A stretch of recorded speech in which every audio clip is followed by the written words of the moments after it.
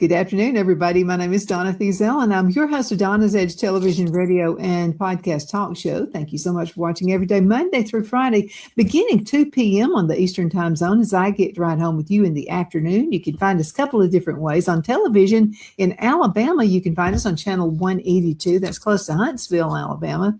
They're on Charter Spectrum. Another way you can find us is Abundant Television, found on Roku, Apple TV, and Amazon Fire. Don't forget the podcast on the newscasters.com. That's a good way to stay in touch as well. Another way you can find us is on the radio station. That's WZLA Radio, the biggest country giant in South Carolina, probably beyond that, because you can actually listen to them online as well. Check out their website. Continue sending email. I love your email. And as a matter of fact, you got a bunch of them here for AP today.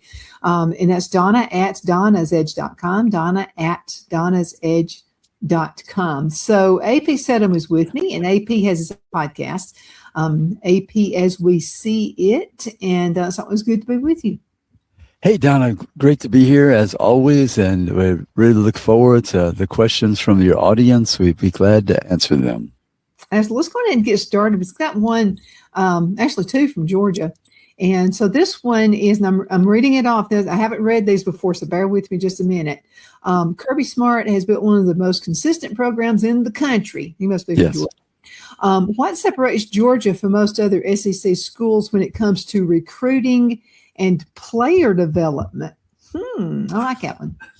Yeah, that's a good question. And the right word is consistent. Yes. As I always use this example a couple of years ago, that I would come on my show every week and say Georgia is 95th in rushing, or, they kept fluctuating a little bit around that number. So you're thinking Georgia with all these highly sought after linemen and running backs, and they're 95th in the country out of 130 plus teams. And then they were dropping the most passes in the country, yet they win the SEC, they win the conference. So how could that happen? They win in spite of themselves. So he's able to recruit high school players, probably some of the highly sought players in the country, and he keeps them for a number of years. And so they get some backup experience as a reserve, and then they step into the starting slot as a sophomore or junior. And so that's how he's able to have high school players be the best players in his program, because he tries to develop them as your audience member suggested. So some coaches right now, Donna, they're concentrating on the transfer portal more than the high school players. Yes, they're recruiting high school players, but maybe not as much, maybe half the number that they did in the past. So the high school players, they get that vibe. So, but they know that Georgia, they're trying to keep a steady stream of high school talent coming to Athens, and they're saying to them in their narrative that we're going to develop you and you'll get your chance down the road. So we'll see if that continues, but you always have to have the transfers to acquire each and every year to buff up your starting lineup. So, but that's part of it. He concentrates on the high school recruits, and he tells them that you can develop at our school and we'll give you a chance down the road. And another one came about Kirby Smart, and it was about, even with the new way things are being run at the SEC and college level, is that Kirby Smart seems to be keeping some of the old school in there as well. Correct, right. He has those high school players that he's recruiting, and yes, he's also complementing his high school recruits with the transfers. So he's using some of the old and some of the new. Yeah, that's how he's managing his roster. And I thought about that earlier, and that's probably why he's so successful. Because people, I mean, it's hard to try. Yes. I know new trends that happen in business, and it's hard to just do it cold turkey. Like somebody who stops smoking, they just quit for one day. It's tough to do that. But if you can kind of gradually get into it, maybe that's why it's making him so successful. Yeah, he's one of the programs, Donna, that he can still rely on that recruiting the high school talent. They believe in his developmental system. So some coaches, they're trying to still be competitive, and they're more into the transfer portal, whereas Georgia can really rely on those high school recruits because his program has been so good consistently through the years. Mm-hmm. And that helps out big time. And I'm looking forward to check this coming season just to see if that's still going to be the case. Yeah. Oh, yeah. Right now, like I always tell you, I picked Georgia to win the SEC until further notice because, as I said, they can win in spite of themselves. They just seem to have a knack for winning. And Kirby Smart is the dean of the SEC coaches, and he gets his team prepared for the season. Yeah, they might have a hiccup here and there, but they're normally one loss, maybe, let's say, and they reach the SEC championship game. They've been winning, so they make the playoffs. Now, they haven't done as well in the playoffs as they've liked in the last couple of seasons, but it's been good enough for them to earn a berth. Mm-hmm, absolutely. How do you see Georgia and Alabama playing against each other this year? I think they'll be pretty close. Yeah, that'll be a good ball game. That's one of the marquee games, not only in the conference, but nationally. So people will have their eyes on that ball game this season, and it should be highly competitive. I think, Alabama played them well the first game, but then the second game, Georgia just beat them by about 3 touchdowns. So Alabama digressed and Georgia progressed. A number of people have asked this question. A lot of this question has popped up. I think about 15 or 20 people maybe. And it's because of the new portal. And, you've talked about the Wild West. It's kind of taming down just a little bit. I think we can say that. Right. But how do you think everything is going to favor out this year? We're still going to have issues or have most of those issues behind us?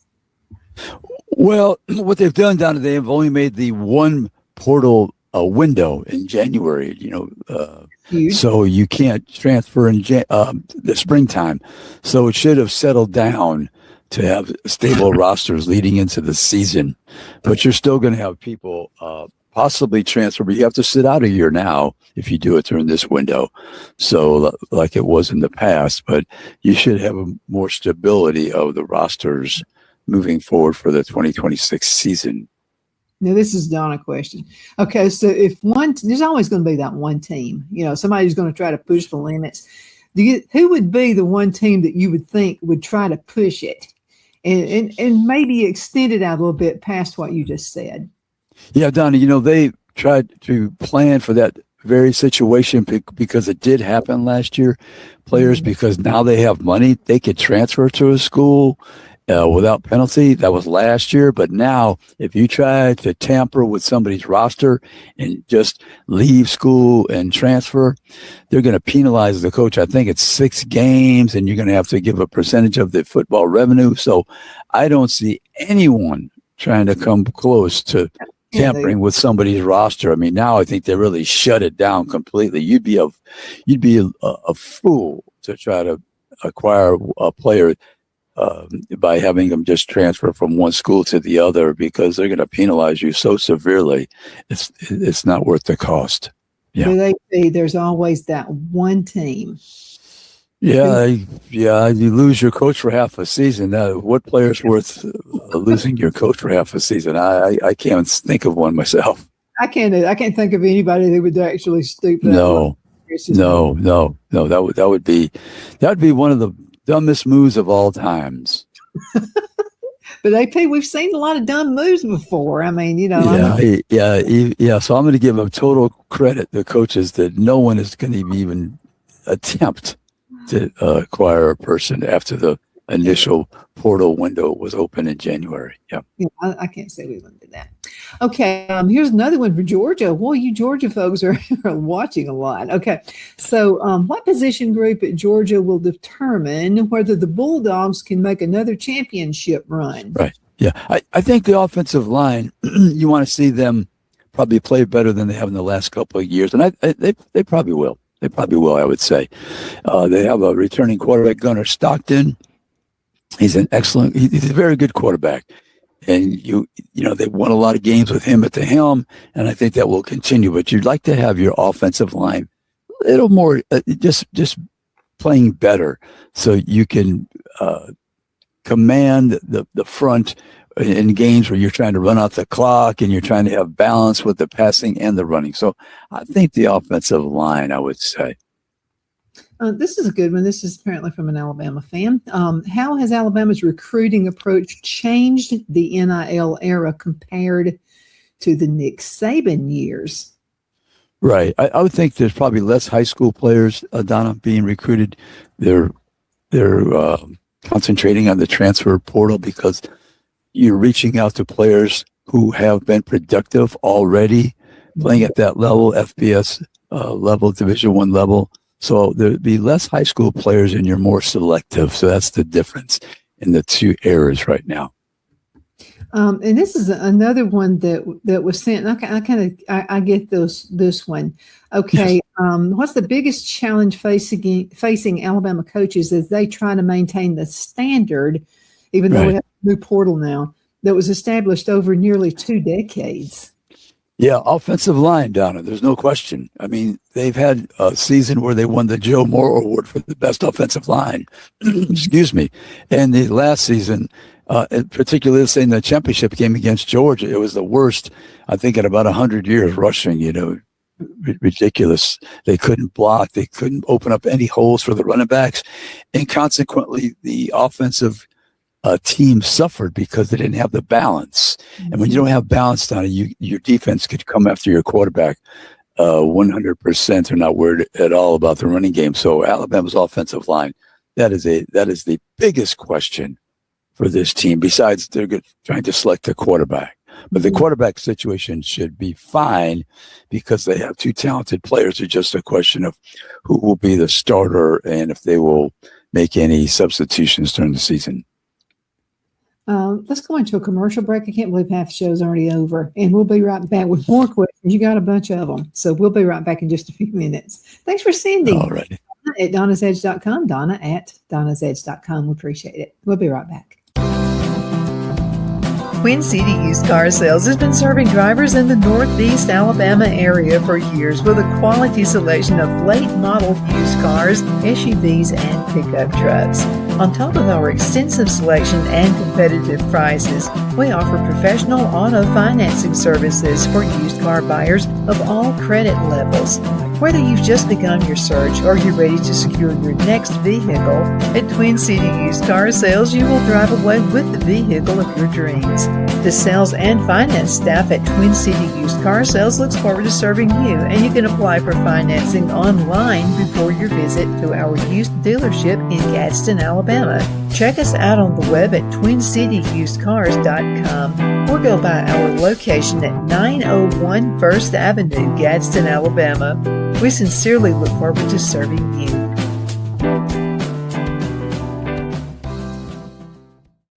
Shine your style at Kiss My Glass right here in the Anderson Mall. There's a place where style meets sparkle.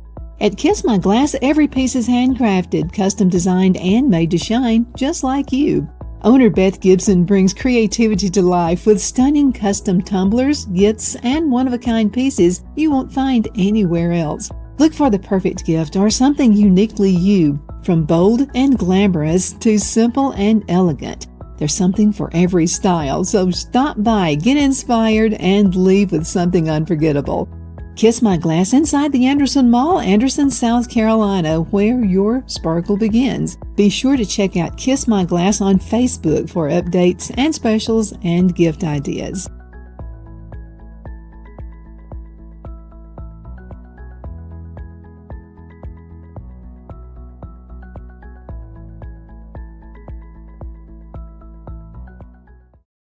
You know, finding the right home isn't just about bedrooms and square footage. It's about comfort, security, and the feeling you get the moment you walk through the door. That's why so many families across Greenwood and the Lakelands area trust Jenny Ferguson with Keller Williams. And I'll tell you from personal experience, Jenny was my realtor, and she truly cares about her clients. Jenny takes the time to listen, to understand what matters most, and to guide you every step of the way, whether you're buying your first home, upgrading, or ready to sell. Because this isn't just a transaction, it's your life. With local knowledge, personal care, and a commitment to getting it right, Jenny Ferguson makes the process simple and even enjoyable. So if you're thinking about buying or selling, now's the time to make your move. Call Jenny Ferguson with Keller Williams in Greenwood today and take the next step toward a place you'll truly love coming home to. Good afternoon, Sunshine. Medical Minute brought to you by Dr. Chuck with Lakeland's Chiropractic, where an ounce of prevention is worth what? A pound of cure. So what is the Beamer? Okay, now the Beamer uses very gentle pulse to electromagnetic signals. This will stimulate healthy muscles and it supports the temporary blood flow. Now let's talk Beamer and circulation support. Now the Beamer gently supports natural circulation in healthy muscles. Now that's what I call natural health. Thank you so much for watching your Medical Minute, brought to you by Dr. Chuck. You know who he's with. He's with Lakeland's Chiropractic, where an ounce of prevention is worth what? A pound of cure. I hope you have a super duper awesome rest of the afternoon. You take care. Good afternoon. We're back. My name is Donna, and I'm your host of Donna's Edge television, radio, and podcast talk show. I appreciate you listening to us every day, Monday through Friday, beginning 2 p.m., and that's on the Eastern time zone. But I wanted to mention this. I don't want you in trouble at work. Okay, so if you're working a job, don't watch me then. I don't want to be the reason you get fired. You can find us other ways, and you can always find reruns. And if you'd like to see all the shows with the AP, all you have to do is go to facebook.com, up in the search area, type in Donna Feazell, and then going ahead also, I think I just knocked my microphone over. Type in AP Steadham, and you'll be able to pull up a whole bunch of shows. And so as we're going at it that way, now this one I can't tell. I don't know if this is the person from Texas or Oklahoma, but they have a question. Yes. Now that Texas and Oklahoma have experienced SEC football, what has surprised you most about their transition into the conference? Well, I think when I first heard about Oklahoma moving into the SEC, my sources in Oklahoma said that they have to recruit better players on the offensive and defensive lines.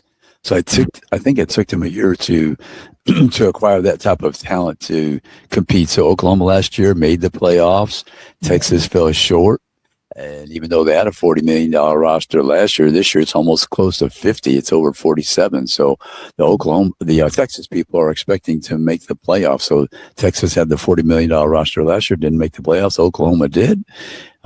So I think that both of those teams are in a good position and poised to make a run at earning a berth in the college football playoffs. So I think it's a surprise that a team like Texas is not making the playoffs every year. Yeah, absolutely. We have a question, and this one is from Bruce, and he says, by the way, use my name. I beg you to do it. So he wants to know, do you see us like in years from now, because of what we're doing now, because of the new stuff, the new portals and all that, can you see us having one big conference and just not having multiple conferences anymore? Well, I don't think so. I don't think Congress is going to let that happen. You know, the rules that they're proposing, they don't want a super conference because I think it's best, Donna, for there to be regionalized conferences. I was disappointed that the Pac-12 dissolved as we knew it from years past, but they have a different number of teams in that conference now. But I think that Congress, they realize that it's best if you have the competition with the conferences around the country and not one big super conference, and you're trying to leave somebody aside because those schools around the country are receiving federal funding. So I think that Congress will have their say into the how the conferences are aligned. Okay. I've got one right here. I love this question. And it's, where in the world does all of this money come from that goes into the conferences? The big money comes from the television, the media rights, Donna. They have the money that they receive from people attending the games and the parking and the merchandise and the local sponsorships, but the bulk of the significant money comes from the media rights. Mm-hmm. Yeah, and that's all part of advertising. Do you happen to know who pays the most advertising? What company? No, I don't know that answer, Donna. I sure don't. But Say Coca-Cola. Something. But Donna, the college football, college athletics, their problem I don't see as being money. They're always complaining about money, but when you're paying coaches $14 million, you're paying athletic directors $2 million, you're paying coordinators $2, $3, $4 million. Your problem is not money. Your problem is spending. Yeah, if there could be more accountability, I'm pretty sure you can find out, what they spend on what, but, is there an accountability issue? Yeah, they're complaining about having to pay for the tennis team. Arkansas, we had that discussion. They disbanded the two tennis teams that have been on campus for 71 and 46 years respectively, and it only costs for two teams, Donna. Two teams, $2.5 million. Well, they're probably paying the quarterback $3 million. You're paying one person more than $2.5 million, and then you're saying, well, we have to get rid of the tennis team because they're taking away from the money for football and basketball, and we can't afford $2.5 million. Yet you're paying our head coach $6, $7, $8, $9 million, but we don't have $2.5 million for two entire teams that have been on campus 71 and 46 years respectively. So, when you try to present that narrative to people, you have to be dumb as a fence post to buy it. Mm-hmm. Absolutely. You do. Okay. So let's see. We saw that one. Okay. That's almost the same question. So let me skip that one. Okay. This person must be from Oklahoma. What does Oklahoma need to do to retain to national championship contention? Yeah. Right. I think Oklahoma, they've been playing pretty good defense here last season, and the quarterback, Mateer, he was hurt, his hand. So I think he's going to be healthy. So that will lead me to believe that they'll play better offensively. If they could just continue defensively to be strong, then they're going to have a chance to earn a berth in the college football playoff. And they did that last year, even though their quarterback was injured. So I think like I said, they're poised. They have enough talent, but you have to coach well, and the breaks have to bend your way. But Oklahoma's a good football program, a blue-blooded program, and we'll see what happens during the year with the teams that they're going to play. One of the games that I'll be covering, Donna, for the first time I'm going to the University of Michigan is Oklahoma will play at Michigan early in the season. So that's a big intersectional game. Yep, absolutely. I like this question. If you could be a fly on the wall, what concerns do coaches privately, you think, discuss about the current transfer portal environment? Yeah, what do they discuss? Well, they discuss, I think, that there's not transparency. And if a player is a prospective prospect for your team and he says that XYZ team is offering me XYZ dollars, there's no way to verify.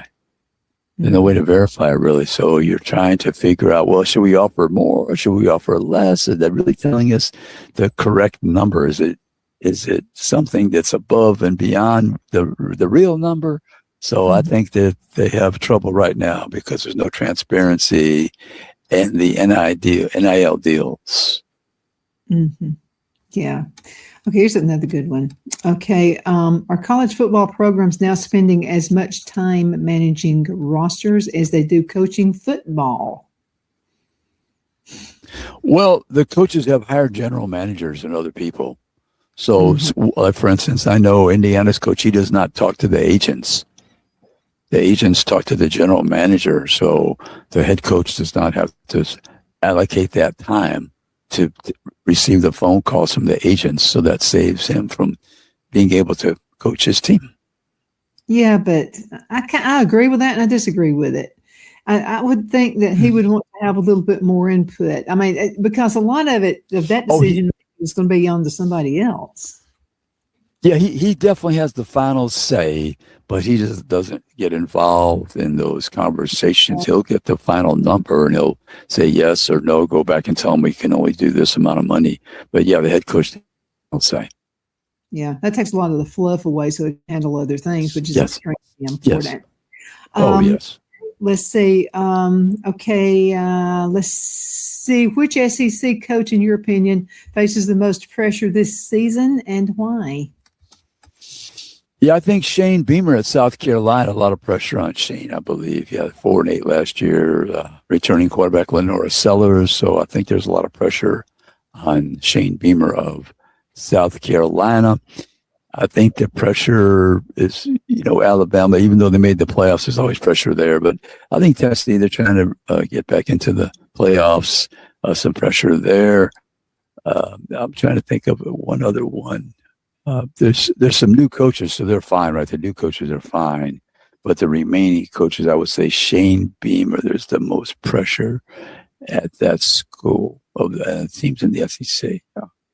Mm-hmm. How are your thoughts about Vanderbilt this upcoming season? They've been that little chihuahua, just keeps nicking everybody's business.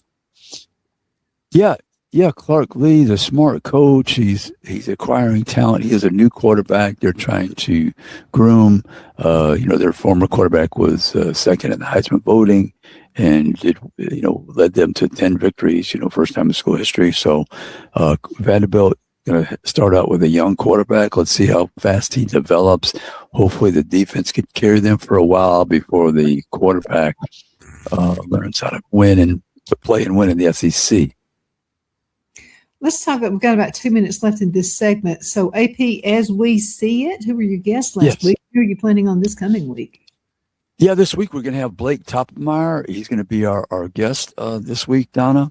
And Blake is with the USA Today, so he's a national writer that focuses on all the teams. So we're really looking forward to him. And last week we had Michael Butler of WTSL in Tallahassee, Tallahassee in Montgomery. He has Lindy's report and his own morning show. So that was fun to discuss Auburn and Alabama and the SEC. But this week will be Blake Toppmeyer of USA Today. We'll spin around the country and find out about the teams in the SEC and some other significant teams that are contending for the title. Well, let's see. Is there a contest between Alabama and Auburn this coming season? Oh, yeah. It'll be, Auburn's got the new coach, Alex Golish. So, and Donna, oh, by the way, you can look on my YouTube channel. We had a chance to visit with the Alabama and Auburn coach, and they were part of our show last week. We played those clips from Alabama and Auburn head coaches. And Donna, this week, just to let you know, I'll be at the Manning Passing Academy. So we're going to have interviews with all these quarterbacks from the SEC that are competing there as counselors and some of those quarterbacks and some from around the country as well. So you look on my YouTube channel this coming weekend. We'll have those interviews up there on Friday. Absolutely. AP, it's time to go. Thank you so much for being with us as always. Thank you guys so much for watching. We appreciate it. Continue sending email. I really love your email from all over the country. Donna at donnasedge.com. Donna at donnasedge.com. You guys need to start asking AP some trick questions. These are like too easy. Some better ones. No, these are great questions. Thank you again so much for sending them. And again, thank you so much for watching. Hope you have a wonderful rest of your day. Take care. Because of your overwhelming support, our $14.88 MyPillow has been one of the biggest sales in MyPillow history. I couldn't think of a better way to say thank you than to extend our wholesale pricing through Christmas. Get a classic standard MyPillow for only $14.88. Upgrade to a queen size, just $18.88. King size, only $1 more. Get my body pillows for only $29.88. And ready? Multi-use MyPillows, only $9.88. It's perfect time to stock up for Christmas gifts for everyone on your list. Go to MyPillow.com or call the number on your screen. Use your promo code to take advantage of our wholesale pricing, including my classic standard MyPillows, only $14.88. But that's not all. I'm so confident you're going to love our classic MyPillows that I'm going to extend my 60-day money-back guarantee until March 1st, 2025. Plus, orders over $75 ship absolutely free.